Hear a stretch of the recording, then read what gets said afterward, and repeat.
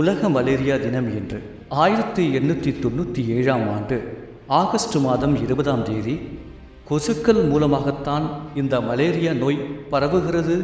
குறிப்பாக சொல்லப்போனால் அனோபிலிஸ் என்ற பெண் கொசுக்கள் மூலமாகவே இது உருவாகின்றது என்று டாக்டர் ரெனால்டு ரோஸ் கண்டறிந்தார். இது ஆப்பிரிக்காவில் அதிக அளவு பாதிப்பை உண்டாக்கி குறிப்பாக குழந்தைகளை தாக்கியுள்ளது என்பது கவலை அடைய வைக்கின்ற ஒரு செய்தியாகும். உலக அளவில் லட்சக்கணக்கான மக்கள் பாதிக்கப்பட்டுள்ளனர்.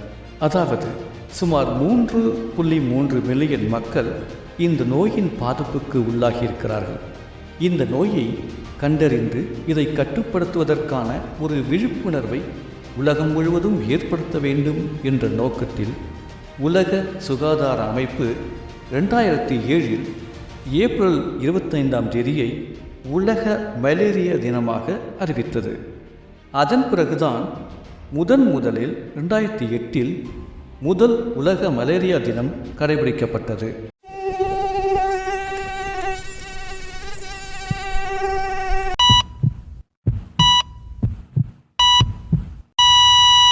வணக்கம் அன்பு நேயர்களே, இது நமது இஜிஎஸ் விலை சமுதாய வானொலி நிலையம் 90.0.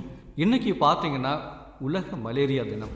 இந்த மலேரியானா என்ன, அது எப்படி நம்மளெல்லாம் தாக்குது, இது எதனால் உருவாகுது அப்படிங்கிறத பற்றி ஒரு விரிவான விழிப்புணர்வு தரக்கூடிய வகையில் நமக்கு ஒரு உரை வழங்குவதற்காக நம்மளுடைய இஜிஎஸ் விலை சமுதாய வானொலி நிலையத்திற்கு நாகப்பட்டினம் மாவட்ட சுகாதார அலுவலகத்தின் மாவட்ட மலேரியா நோய் தடுப்பு அலுவலர் ஏ வீரையா அவர்கள் நமது நிலையத்திற்கு இன்றைக்கி வருகை தந்திருக்காங்க. சார் வணக்கம். சார் வணக்கம் சார். இன்றைக்கி பார்த்தீங்கன்னா உலக மலேரியா தினம். ஆமாம், மலேரியா நோயில் உலக அளவில் பார்த்தீங்கன்னா கிட்டத்தட்ட லட்சக்கணக்கான மக்கள் பாதிக்கப்பட்டிருக்கிறதாக சொல்கிறாங்க. அதாவது மக்கள் இந்த நோயினால் பாதிப்புக்கு உள்ளாவது அது ஏன் அப்படிங்கிறது அதை கண்டறிஞ்சு அதற்கான விழிப்புணர்வை நம்ம கொடுக்கணும் மக்களுக்கு அப்படிங்கிறதுக்காக நம்ம இந்த நிகழ்ச்சியை ஏற்பாடு பண்ணியிருக்கோம். ஆக மலேரியானா என்ன சார்? மலேரியா ஒரு வெக்டார் பார்ன் டிசீஸ்.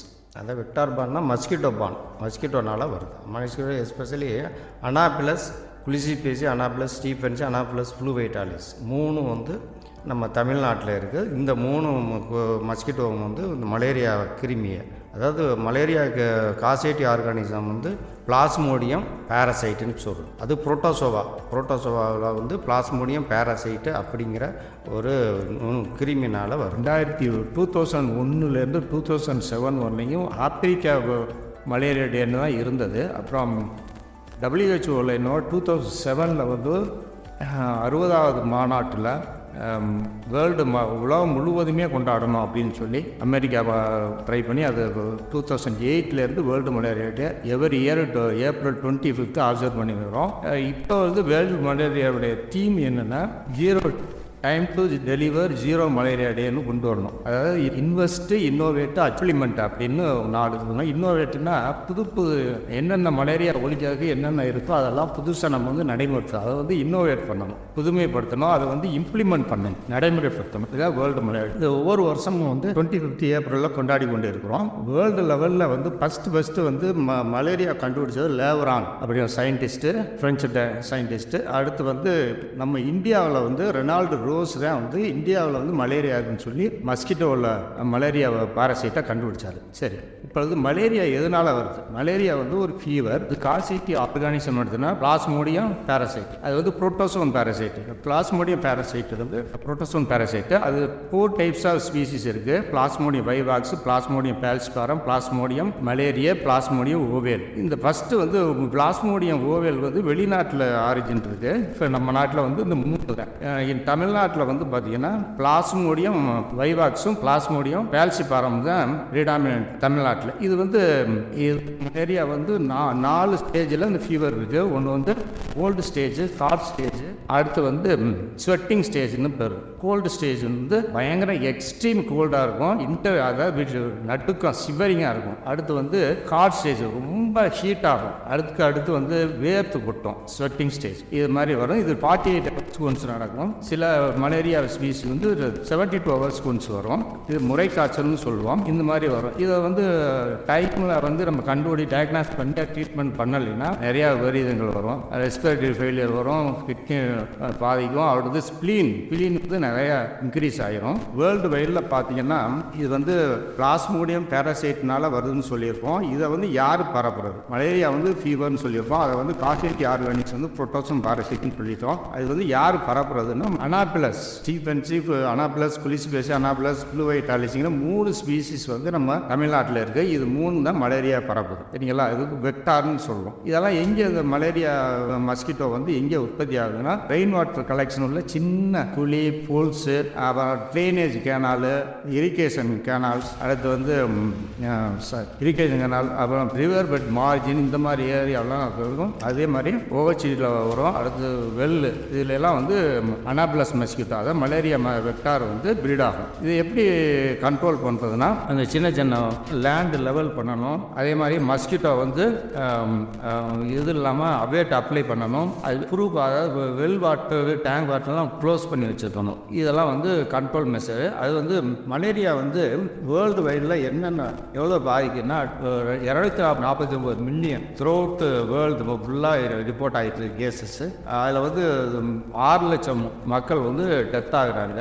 அப்புறம் இந்தியாவில் 2.5 மில்லியன்லேருந்து 3 மில்லியன் பர் இயர் வந்து ரிப்போர்ட் ஆகுது. அது 1000 கேசஸ், 800லேருந்து 1000 கேசஸ் வந்து டெத் ஆனுவலி நடக்குது.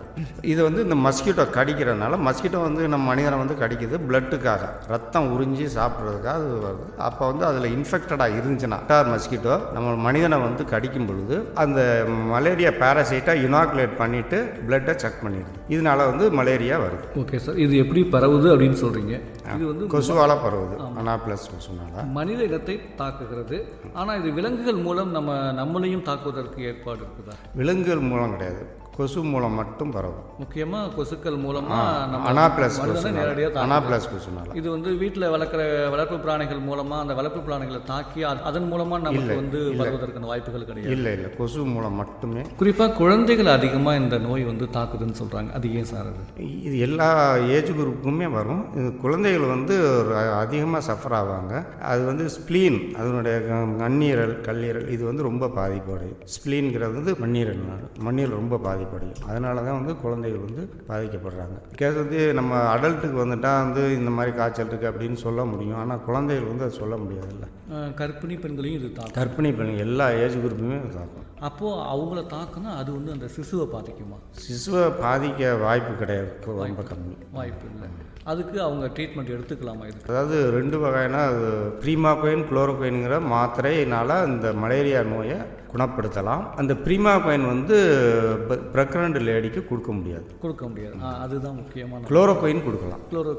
ஆமாம். அதே மாதிரி இந்த ப்ரீமாகோயின் வந்து 1 வயசுக்குள்ளே உட்பட்ட குழந்தைகளுக்கும் கொடுக்க முடியாது. குளோரோகுயின் கொடுக்கலாம். அதே மாதிரி C6 PD அப்படிங்கிற பேஷண்ட் இருந்தாலும் கொடுக்க முடியாது. குளுக்கோஸ் 6 பாஸ்பேட் டீஹைட்ரேஸ் அப்படிங்கிற டிசீஸ். குளோரோகுயின், ப்ரீமாகோயின், ACT காம்பினேஷன் 3 வந்து மலேரியா ட்ரீட்மெண்ட்டுக்கு உள்ள மாத்திரைகள். இந்த ப்ரீமாகோயின் வந்து அண்டர் 1 இயருக்கு உள்ள குழந்தைக்கு கொடுக்க முடியாது, பிரெக்னன்ட் லேடிக்கு கொடுக்க முடியாது. அது குளுக்கோஸ் 6 பாஸ்பேட் டீஹைட்ரேசினேஸ் அப்படிங்கிற நோயாளிக்கும் கொடுக்க முடியாது ப்ரீமாகோயின். இந்தமாரி சீசனில் தாய்மார்கள் வந்து கொஞ்சம், அதாவது பிரசவத்துக்கு முன்னாடி அவங்க வந்து ரொம்ப பாதுகாப்பாக இருக்கும். கொசு கடியிலிருந்து முக்கியமாக பாதுகாத்து இருக்கணும். அப்போ தான் தாய்க்கும் சேய்க்கும் நல்லது. இல்லைன்னா அந்த மாத்திரை உட்கொள்வதால் வந்து 2 பேருக்குமே பாதிப்பு வந்து உண்டாகிறதுக்கு வாய்ப்புகள் அதிகமாக இருக்கும். இல்லை, சிசுவுக்கு வந்து பாதிக்கல. பிளாசண்டா வந்து பேரியர் இது வேறு வைரல் டிசீஸ் இதுக்கோட போகும். இது வந்து போக வாய்ப்பு கம்மி. சாதாரணமாக இந்த மலேரியா நோய் ஒருத்தருக்கு இருக்குது அப்படிங்கிறதுக்கு நான் ஒரு ஆரம்ப அறிகுறி எப்படி சார் இருக்கும்? ஆரம்ப அறிகுறி வந்து மலேரியா அறிகுறி வந்து 3 ஸ்டேஜ் இருக்குது. ஒன்று வந்து கோல்டு ஸ்டேஜ், ஹாட் ஸ்டேஜ், அடுத்து வந்து ஸ்வெட்டிங் ஸ்டேஜ்னு சொல்கிறது. கோல்டு ஸ்டேஜ்னால் எக்ஸ்ட்ரீமாக கோல்டு வரும். கோல்டு இருந்தது நடுக்கம் ஏற்படும். ஈவன் சம்மரில் கூட அவங்க வந்து அது மாதிரி ஸ்டேஜ் வரும்பொழுது அவங்க நிறையா 2-3 போர்வோட போற்றி அதை தூங்குறக்கூடிய சூழ்நிலை ஏற்படும். அந்த மாதிரி ஒரு ஸ்டேஜ் வரும். அடுத்து ஹாட் ஸ்டேஜ், எக்ஸ்ட்ரீம் ஹீட் வரும். பயங்கரமாக எவ்வளோ நடுக்கம் இருந்துச்சோ அதை இன்டர்மீடியன்ட் ஃபீவர், இதுக்கு பேர் சிவரிங் ஃபீவர். நடுக்கம் இருந்துச்சோ அதே மாதிரி ஹாட் வரும். ஹாட் வந்துட்டு அப்புறம் ஃபைனல் வந்து ஸ்வெட்டிங் வரும், வேர்த்து கொட்டும் பயங்கரமாக. இதுதான் முக்கியமான அறிகுறி. இதை வந்து டயத்தில் கண்டுபிடிச்சிட்டோம்னா அவங்கள ஈஸியாக க்யூர் பண்ணிடலாம். மெடிசன்லாம் அவைலபிலிட்டியாக இருக்குது. நம்ம கவர்மெண்ட்டில் நிறைய டிஸ்ட்ரிபியூட் பண்ணுறாங்க. இது வந்து 1 ஹவரில் முடிஞ்சிருங்க. இந்த எபிசோடு வந்து கோல்டு ஹாட் ஸ்டேஜ் 1.5 ஹவரில் முடிஞ்சிடும். அதாவது சொல்கிறீங்க இந்த, ஆனால் எந்தெந்த சீசனில் இது வந்து இது தாக்கிறதுக்கு வாய்ப்பு இருக்குது அவங்கள? எல்லா சீசனுமே தாக்கக்கூடியது இருக்குது. அதே மாதிரி ஜூன், செப்டம்பர் இந்த மாதங்கள் வந்து அதிகமான டிரான்ஸ்மிஷன் நடக்கும். இப்போ ஒருத்தங்களுக்கு சாதாரணமாக ஜுரம் கடுமையாக இருக்குது, ஸ்வெட்டிங் கடுமையாக இருக்குங்கிறோம். அதை வச்சு மலேரியா தான் அப்படின்னு நம்ம கன்ஃபார்ம் பண்ண முடியுமா? இல்லை அவங்களுக்கு வந்து நம்ம பிளட் டெஸ்ட் எடுக்கணும்? பிளட் டெஸ்ட்டு எடுத்து பார்க்கணும். ஈஸியாக ரொம்ப ஈஸியஸ்ட் மெத்தட் ஸ்லைடு மெத்தட். ஸ்லைடில் வந்து திக் ஸ்மியரு, தின் ஸ்மியர்னு 2 இது எடுத்து அதை வந்து உடனே இம்மிடியட்டாக பார்த்துடலாம். பிளட் ஸ்மியர் எடுத்து ஒரு 10 நிமிஷத்தில் நம்ம கண்டுபிடிச்சிடலாம். 10 நிமிஷத்துக்கு பிறகு நம்ம அதை ஸ்டெயின் பண்ணி மைக்ரோஸ்கோப் மூலமாக கண்டுபிடிச்சிடலாம். அப்போல்லாம் பார்த்தோம்னா எனக்கு தெரிஞ்சு பார்த்தீங்கன்னா சின்ன வயசில் நம்மளுடைய மாவட்ட சுகாதார அலுவலகத்துலேருந்து ஒவ்வொரு பிஹெச் லெவலில் உள்ள ஒவ்வொரு வில்லேஜ்லேயும் வந்து அந்த ஈவினிங் டயத்தில் வந்து செக் பண்ணுவாங்க இல்லையா சார்? இது வந்து எல்லா டயத்திலும் எடுக்கலாம். ஈவினிங் டயத்தில் வந்து அது ஃபைலேரியாவுக்கு எடுக்கிறது 8:30லேருந்து நைட்டு 12 மணி வரலையும் எடுக்கலாம். அது அந்த பிளட் ஸ்மியர் வந்து ஃபைலேரியா, யானைக்கால் நோய். அதுக்கு எதுக்கு ஏன் நைட்டில் எடுக்கணும் அப்படிங்கிறதுக்கு அது காரணம் இருக்குது. நான் டைம் இல்லாமல் அதை சொல்ல முடியாது. அதேமாரி இதுக்கு எதுவாவது அறிகுறிகள் இந்த நேரத்தில் தான் இந்த இது தாக்கும், ஈவினிங் ஆனால் எனக்கு ஃபீவர் வருது அப்படின்னு சொல்கிறாங்க இல்லையா? ஒரு ஸ்பீஸை பொறுத்து எப்போ இன்ஃபெக்ட் ஆயிடுச்சோ அதில் இருந்து அது வரும். டே டயத்துலேயும் பாதிக்கும், நைட்லேயும் இருக்கும், எப்போ வேணாலும் வரலாம். நைட்டில் எந்த டயத்தில் வேணாலும் வரும். அதே மாதிரி டே டயத்துலையும் எப்போ வேணாலும் வரலாம். என்ன ஒரு சந்தேகம்னா, அந்த ஃபைலேரியா அப்படிங்கிறது நோயோட தாக்கம் வந்து ஈவினிங் அந்த நைட் ஹவர்ஸில் தான் தாக்கும்னு சொல்லுவாங்க இல்லையா? அதேமாரி இதுக்கு அந்தமாரிலாம் வாய்ப்பு கிடையாது. எப்போ வேணாலும் வரலாம். நைட்லேயும் இருக்கலாம், டேலேயும் நைட் எப்போ வேணாலும் நமக்கு வந்து இந்த நோயோட தாக்கம். எப்போ இந்த இன்ஃபெக்ஷன் உள்ளே என்ட்ரி ஆச்சோ அதில் இருந்து அதுக்கெல்லாம் டைம் இருக்குது. ஒவ்வொன்றுக்கும் ஒரு சைக்கிள். இதுக்கு முதன்மையான சிகிச்சை அப்படின்னா என்ன சார்? நம்ம எவ்வளோ நாள் எடுத்துக்கணும் சிகிச்சை எடுத்துக்கணும்? இதில் வந்து பிளாஸ்மோடியம் வைவாக்ஸுங்கிற ஒரு மலேரியா வந்துச்சுன்னா 14 நாள் எடுத்துக்கணும். குளோரோகுயின், ப்ரீமாகுயின் அதுக்கான மாத்திரைகள். அதே மாதிரி பிளாஸ்மோடியம் பால்சிபாரம், அது வந்து செரிப்ரல் மலேரியான்னு சொல்கிறோம். அது வந்து ரொம்ப டேஞ்சரஸான அது வந்து 3 நாள் மட்டும். ப்ரீமாகுயின் அண்டு ஏசிடி, அதாவது ஆர்டிசினியன் காம்பினேஷன் தெரப்பி அப்படின்னு சொல்கிற அந்த மாத்திரையும் ப்ளஸ் வந்து ப்ரீமாகுயின், இது 3 நாள் எடுத்தாங்க. Okay sir. இப்போது இந்த நோய் மலேரியா தாக்கியிருக்கு, ஒருத்தங்களை தாக்கியிருக்கு அப்படின்னா அவங்களோட பழகிறவங்கள இது வந்து தாக்குறது கிடையாது? நிச்சயமாக இல்லை, நிச்சயமாக கிடையாது. அவங்களுக்கு உணவு முறைகள் ஏதாவது கட்டுப்பாடு?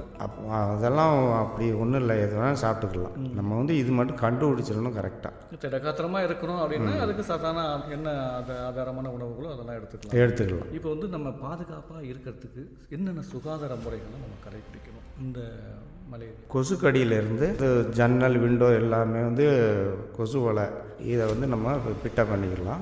அது கொசுக்கடியிலேருந்து லிக்விட் அது இது நிறையா வந்து ரீப்பலண்ட்டுன்னு சொல்லுவோம், மஸ்கிட்டோ ரீப்பலண்ட், அந்த மாதிரி இதெல்லாம் வந்து கொசுக்கடியிலேருந்து எஸ்கேப் ஆகிட்டாவே நம்ம நோயிலேருந்து தடுத்துக்கலாம். அதுபோக நம்ம கொசு ஒழிப்புக்கு வந்து பேசிக் இதே வந்து ப்ரீடிங் சோர்ஸ், கொசு உற்பத்தியான இடங்கள் இருக்குல்ல, அதை எடுத்துட்டோம்னா அந்த ஆணி வேறு எடுத்தது மாதிரி. அதனால் அதுக்கு வந்து chemical method, physical method, biological method use பண்ணி அதை ப்ரீடிங் சோர்ஸை அழிச்சிட்டோம்னா நிச்சயமாக வந்து அந்த பர்டிகுலர் கொசு.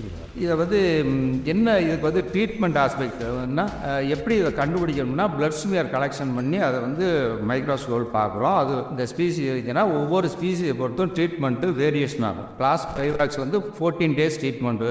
அதுக்கு வந்து குளோரோபைன், ப்ரீமாபைன் அப்படிங்கிற மாத்திரையை நம்ம வந்து கொடுக்குறோம். இப்போ வந்து ஏஜ் குரூப் படி நாங்கள் பிரித்து வச்சுருக்கோம். அதே மாதிரி பிளாஸ்மோடியம் பால்சிபாரம் வந்து 3 days ட்ரீட்மெண்ட்டு. அது வந்து ஏசிடி காம்பினேஷன் அண்டு ப்ரீமாபைன். இந்த இதில் வந்து ஏஜ் வைஸாக நம்ம கொடுக்குறோம். இது வந்து குழந்தைகள் வந்து எவ்வளோ பாதிக்கப்படும்னா இதில் வந்து மொத்த கேஸில் வந்து 25% சைல்டு குழந்தைகள் வந்து பாதிப்படையும். இதில் வந்து ரொம்ப டேஞ்சரஸ் மலேரியா எதுன்னு சொன்னீங்கன்னா பிளாஸ்மோடியம் பால்சிபாரம். இது வந்து செரிப்ரல் மலேரியான்னு சொல்லுவோம். பிளாஸ்மோடியம் வைவாக்ஸ் வந்து டெத்து அதிகமாக இருக்காது, ஆனால் ரிலாப்ஸ் அதிகமாகிட்டே இருக்கும். அதே மாதிரி பிளாஸ்மோடியம் பால்சிபாரம் டெத்து வரும், அது செரிப்ரல் மலேரியான்னு பேர். அதனால உடனே டைம்லி கண்டுபிடிச்சோம்னா நம்ம வந்து க்யூர் பண்ணிடுவோம்.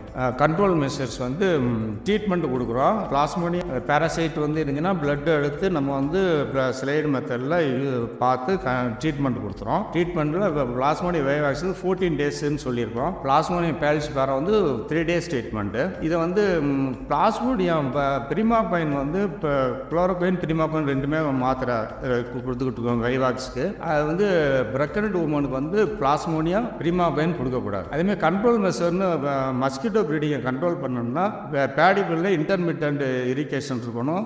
சின்ன சின்ன பூன்ஸ் அது இதெல்லாம் வந்து என்ன லெவல் பண்ணணும், லேண்ட் லெவல் பண்ணணும். இது வந்து பிசிக்கல் மெத்தட். அடுத்து பயாலஜிக்கல் மெத்தட்னு பார்த்தீங்கன்னா கம்பூசியா அப்பினிஸ் பேர்சியலா ரெட்டிகுலேட்டா அப்படிங்கிற 2 பிசஸ் இருக்குது. அது வந்து லார்வி ஓரஸ் பிசஸ். மஸ்கிட்டோ லார்வா வந்து ஒரேசிஸாக ஈட் பண்ணி அதை வந்து அழிச்சிடும். இது வந்து biological method. Chemical method abet applications. நிறைய மஸ்கிட்டோ அடல்ட் கண்ட்ரோலுக்கு வந்து ஃபாக்கிங் ஆப்ரேஷன் பண்ணுறோம். இன்டோர் ஃபாக்கிங், அவுட்டோர் ஃபாக்கிங் எல்லாமே பண்ணணும். இது வந்து அதாவது physical method, chemical method, biological method 3 மெத்தடில் மஸ்கிட்டோ கண்ட்ரோல் பண்ணலாம். இது கண்ட்ரோல் மெஷர்ஸ். ஃபிசிக்கல் மெத்தட் வந்து லேண்டு லெவல் பண்ணுறது. மஸ்கிட்டோ என்ட்ரு ஆகாமல் எல்லா வாட்டர் சோர்ஸ் வந்து க்ளோஸ் பண்ணி வச்சுக்கணும். இது ஃபிசிக்கல் மெத்தடு. பயாலஜிக்கல் மெத்தடு ஒரு லார்வி ஒரு ஸ்பீசஸ் வந்து இன்ட்ரோடியூஸ் பண்ணணும் வாட்டர் பாடியில். அடுத்து வந்து கெமிக்கல் மெத்தடில் வந்து அபேட் அப்ளிகேஷன் லார்வி சைடு லார்வாவை மஸ்கிட்டோட லார்வாவை கில் பண்ணுறதுக்கு அபேட்டு அப்ளிகேஷன் பண்ணலாம். அடுத்து வந்து அடல்ட் மெஷர்ஸ் வந்து பாதுகாப்பாக இருக்கிறது வந்து வீட்டை வந்து மஸ்கிட்டோ ப்ரூஃப், மஸ்கிட்டோ உள்ளே என்ட்ராகாமல் மஸ்கிட்டோ கொசுவலை யூஸ் பண்ணிக்கலாம். அடுத்து வந்து நிறையா ரீபெலண்ட் எல்லாம் இருக்குது, அதை யூஸ் பண்ணிக்கலாம். இது வந்து அடுத்து வந்து மஸ்கிட்டோ கண்ட்ரோல் மெத்தடில் இன்னொரு மெத்தட் இருக்குது. இண்டோர் ரெசிடுவல் ஸ்ப்ரேன்னு ஒன்று இருக்குது. எண்டமிக் ஏரியா தமிழ்நாட்டில் வந்து 13 எண்டமிக் டிஸ்ட்ரிக்ட் இன் தமிழ்நாடு. அது பிகாஸ் வந்து ஏன் எண்டமிக்னா மலேரியா வந்து எவரி இயர் வந்து ரிப்போர்ட் ஆகிட்டே இருக்கும். அதில் வந்து நம்ம நாகப்பட்டினம் வந்து வெள்ளப்பள்ளம் 4 பேர் வச்சு வெள்ளப்பள்ளங்கிற ஊர் வந்து எவரி இயர் வெள்ளப்பள்ளம் வானமான் மாதிரி எவரி இயர் ஐஆர்எஸ் நடக்குது. ஐஆர்எஸ்னா இண்டோர் ரெசிடுவல் ஸ்ப்ரே. அந்த மாதிரி இப்போ வந்து என்ன வருஷம் ஜூன் அண்டு செப்டம்பர் 2 ரவுண்டு நடக்கும். ஏன் வந்து ஜூன் அண்டு செப்டம்பர்னா malaria transmission occur in more this time. அதனால வந்து ஜூன் அண்டு செப்டம்பர் வந்து இண்டோர் ரெசிடுவல் ஸ்ப்ரே வீட்டுக்கு உள்ள மருந்து அடிக்குது. இப்போ ஆல்பா சைப்பர்மெத்தினிங்கிற ஒரு இன்செக்டிசைடு வந்து யூஸ் பண்ணுறோம். அந்த இதுதான் ஐஆர்எஸ் மருந்தாக இருக்குது. அதை வந்து ஏன்னா 1/4 கிலோ வந்து 250 கிராம் 10 லிட்டர் வாட்டரில் மிக்ஸ் பண்ணி ஸ்ப்ரே மூலமாக வந்து உள்ளே அடிக்கிறோம். உள்ளே அடித்தோம்னா அந்த அதனுடைய ரெசிடுவல் எஃபெக்ட் வந்து 10 to 12 வீக்ஸ் அதில் இருக்கும். அது எங்கெங்கே அடிக்கணும்னா வீட்டு உள்ள வால்ஸ் அண்ட் ரூப்ஸ் எல்லாத்துலேயுமே அடிச்சிடறோம். அடிக்கும்போது அதனுடைய ரெசிடுவல் எஃபெக்ட் 12 வாரங்கள் வந்து இருப்போம், அங்கேயே தங்கிடும். மஸ்கிட்டோ மலேரியா மஸ்கிட்டோ இன்கேஸ் உள்ளே என்ட்ரு ஆகி அதில் உட்காரும்பொழுது என்ன ஆகணும், வீட்டில் வந்த உடனே உட்காந்துட்டு அப்புறம் தான் ஹியூமன் வந்து ஃபைட்ஸ். அப்போ வந்து அந்த மஸ்கிட்டோவில் ஆல்ரெடி அந்த இன்செக்டிசைடு வந்து அப்ளை ஆகியிருக்கு. அந்த பாய்சன் வந்து உள்ள நெருவு மூலமாக, அதுக்கு பேர் நெருவு பாய்சன் சொல்லுவோம். உட்காரும்போது அந்த கால்கள் மூலமாக நெருவு மூலமாக உள்ளே போய் சஃபகேட் ஆகி டெத் ஆகி.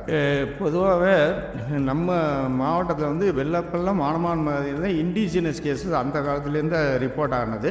இந்த வேற பகுதியை வந்து தாக்காது. அது தாக்குனா அங்கே இருந்துட்டு அந்த கொசு கடிச்சு வந்தது இம்போர்ட்டோட அதிகமாக தாக்குது அப்படின்னு சொல்கிறோம் இல்லையா? அதனால் அந்த குழந்தைகளுக்கு எப்படி நம்ம பாதுகாப்பு முறைகளை கையாளும்? குழந்தைகள் எல்லா ஏஜ் குரூப்புமே பாதிக்கப்படுறாங்க. இந்த குழந்தைகளுக்கு வந்து கொசு கடியிலேருந்து பாதுகாப்பு கொடுத்தா கொசு வலையை பண்ணிக்கலாம். கொசு வலைகள் வந்து கவர்மெண்ட் சப்ளை எண்டமிக் ஏரியாவெலாம் கொசு வலை, அதாவது insecticide impregnated net, long lasting insecticide treated நெட்டுன்னு சொல்லுவோம். அந்த நெட்டை வந்து சப்ளை பண்ணியிருக்கோம், என் வீட்டுக்கு வீடே கொடுத்துருக்கோம். அது வந்து அது உள்ளுக்குள்ளே அந்த கொசு வலைக்குள்ளே படுத்தாலே கொசு வலையை நிச்சயமாக வந்து குழந்தைகளுக்கு பயன்படுத்த வேண்டும். தேங்காய் எண்ணெயெல்லாம் வந்து கை காலெல்லாம் தடவி வச்சுக்கிறாங்க இல்லையா? அதேமாரி நம்ம பயன்படுத்துறதுக்கு வாய்ப்பு இருக்கு. அதனால அது மாதிரியெல்லாம் ஒன்றும் இல்லை. வாய்ப்பு இல்லை. சாதாரணமாக தேங்காய் எண்ணெய் கை காலெலாம் நம்ம அப்ளை பண்ணி வச்சுக்கிட்டா கூட இதை தாக்கத்துலேருந்து கொஞ்சம் கட்டுப்படுத்தலாம் அப்படின்னு சொல்கிறாங்க. அப்படியெல்லாம் ஒன்றும் இல்லை, அதெல்லாம் கொசு கடிக்கும். எண்ணெய் எந்த எண்ணெய் கடினாலும் கொசு கடிக்கும். கொசு விரும்பி தான் கிடைக்கும். க்ரீம்ஸ் வாங்கி தடவுனால நம்ம பாதுகாத்துக்கலாம்.